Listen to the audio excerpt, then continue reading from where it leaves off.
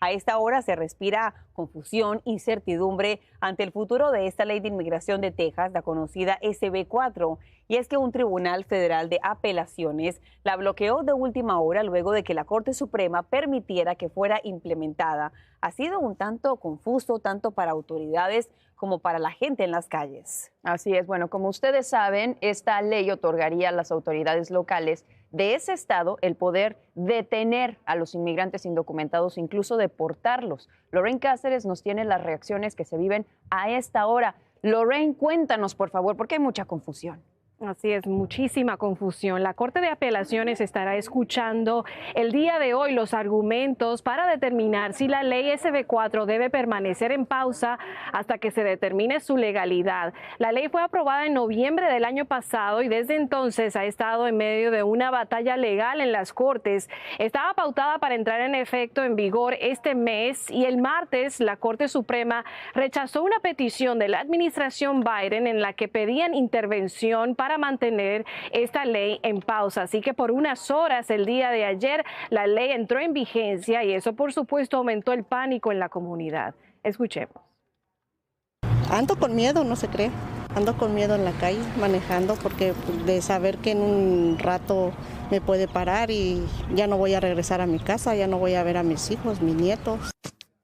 Por ahora la SB4 va a continuar en pausa. Aún no está claro cuánto tiempo más durará esta batalla en las Cortes. Si entra en efecto, la ley le da a las agencias del orden estatal a no solo arrestar a inmigrantes, sino que también que sospecha que son personas indocumentadas, sino que además le da a los jueces del estado derecho a deportar a personas de regreso a México. La administración Biden dice que eso solo es una responsabilidad federal, pero en Texas ya hay varias agencias policiales que están preparadas para ejecutar la ley si entra en efecto, como es el caso de la policía de Fort Worth.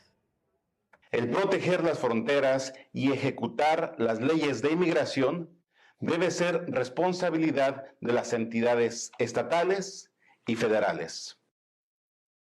No está claro cuánto más durará esta batalla legal en las Cortes, pero ciertamente está creando mucha confusión y mucha incertidumbre en la comunidad en Texas. Con esa información regreso al estudio.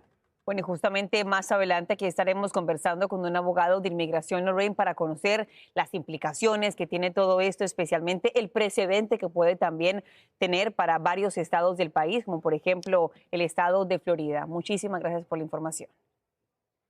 Bueno, y si ustedes se preguntan qué hacer en caso de que seamos detenidos, van a poner por favor a continuación muchísima atención porque aquí viene la información. No deben de responder a ninguna pregunta sobre su estatus migratorio. Ustedes tienen derecho a permanecer en silencio y no necesitan mostrar ningún documento extranjero. También, por favor, no mientan sobre su situación migratoria, no presenten documentos falsos y, lo más importante, no firmen nada. Ahí tienen en la pantalla estas recomendaciones. Les recomiendo, hablando de recomendaciones, que le tomen una fotografía a su pantalla para tener presente esta información en caso de que ustedes sean detenidos por alguna autoridad.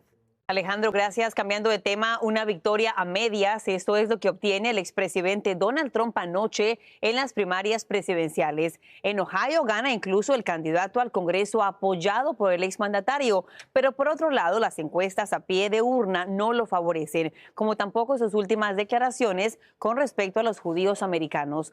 Todo esto ocurre mientras el presidente Joe Biden se dirige a los seguidores en Nevada y Arizona. Y nuestro colega Edwin Pitti nos tiene más información. Edwin, buenos días para ti, adelante. ¿Qué tal, Carolina? Muy buenos días. A pesar de que Joe Biden y el expresidente Donald Trump ya tienen asegurada la nominación de sus partidos, el proceso de las primarias continúa. Por eso, ayer martes hubo importantes victorias para ambos en estados como Arizona, la Florida, Illinois y en Ohio. En este último estado, muy importante recalcar cómo un candidato de origen colombiano llamado Bernie Moreno se alzó con una victoria para poder competir en contra del demócrata, el senador Sherrod Brown, en noviembre por un escaño en el Senado para representar a Ohio. Eso ha ocupado titulares a nivel nacional porque de alguna forma denota la importancia de quién va a ser el partido que controle la Cámara Alta de los Estados Unidos a partir de noviembre del próximo año, y vemos cómo los republicanos están invirtiendo una gran cantidad de dinero, sobre todo aquellos candidatos apoyados por Trump que se están alzando con importantes victorias en el proceso de primarias. Escuchemos parte de lo que dijo Moreno. Well, let me just say something. I wear with honor my endorsement of from President Trump. I wear that with a badge of honor. No solamente en el Senado, sino también en varias carreras de la Cámara de Representantes, vemos cómo varios candidatos que son apoyados por Trump también se están alzando con victorias, como en Ohio y también en el estado de California. Pero vemos cómo en las últimas horas también varias encuestas dan a conocer que un alto porcentaje de republicanos, precisamente en Ohio, podría representar un problema para la campaña de Trump porque son personas que no quieren apoyar al exmandatario. Pero vemos imágenes de Trump haciendo campaña en la Florida luego que votara en las primarias. Estuvo acompañado por su esposa, la ex primera dama Melania Trump. A ella se le preguntó si estaba preparada ya para salir a hacer campaña con su esposo y se limitó a decir que estén pendientes. Esto ocurre en momentos donde el presidente Joe Biden ya está haciendo campaña en Nevada y en Arizona en un intento por movilizar y atraer al voto latino. Lo está haciendo a través de recordarle al electorado latino de recientes comentarios hechos por el expresidente Donald Trump. Escuchemos lo que dijo Biden precisamente en una entrevista de radio con Univision.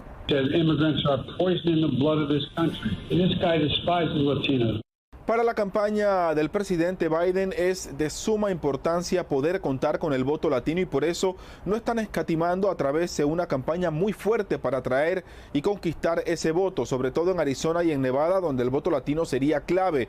Y es que en las últimas encuestas vemos como poco a poco el apoyo de Biden por los latinos ha estado disminuyendo un poco y ha ido aumentando dentro de la intención de voto para el expresidente Donald Trump.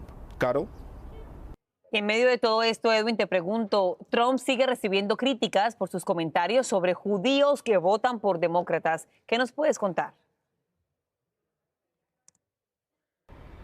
Sí, Carolina, esas recientes declaraciones del expresidente Donald Trump donde dijo que los judíos que votan por demócratas odian a su religión y a Israel han causado un sinnúmero de reacciones, sobre todo dentro del Congreso de los Estados Unidos, donde el judío de mayor rango, el presidente del Senado, el demócrata por Nueva York, Chuck Schumer, dijo lo siguiente y voy a citar: decir que odias a Israel o tu religión porque tienes una visión política sobre la otra es enfermizo, es odioso y es antisemitismo puro. El propio expresidente, el presidente, debo decir, Joe Biden, también ha criticado esas palabras por parte del exmandatario Donald Trump. Soy Edwin Pitti reportando desde Washington para La Voz de la Mañana. Vuelvo contigo al estudio, Caro.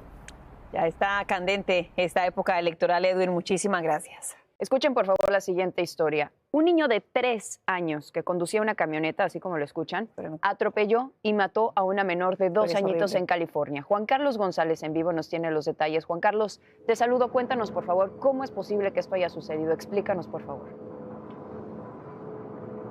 Paulina, ¿qué tal? Buenos días. Obviamente se trata de una historia bastante triste, una historia muy trágica. Bueno, pues resulta que este niñito de 3 años de edad que tú decías había conducido o estaba conduciendo una camioneta. Él llegó con su papá, aparentemente su papá estacionó la camioneta en una tienda, él entró a la tienda, no se sabe cómo el niñito se pasó al asiento o al lugar donde del conductor y echó en reversa esta camioneta.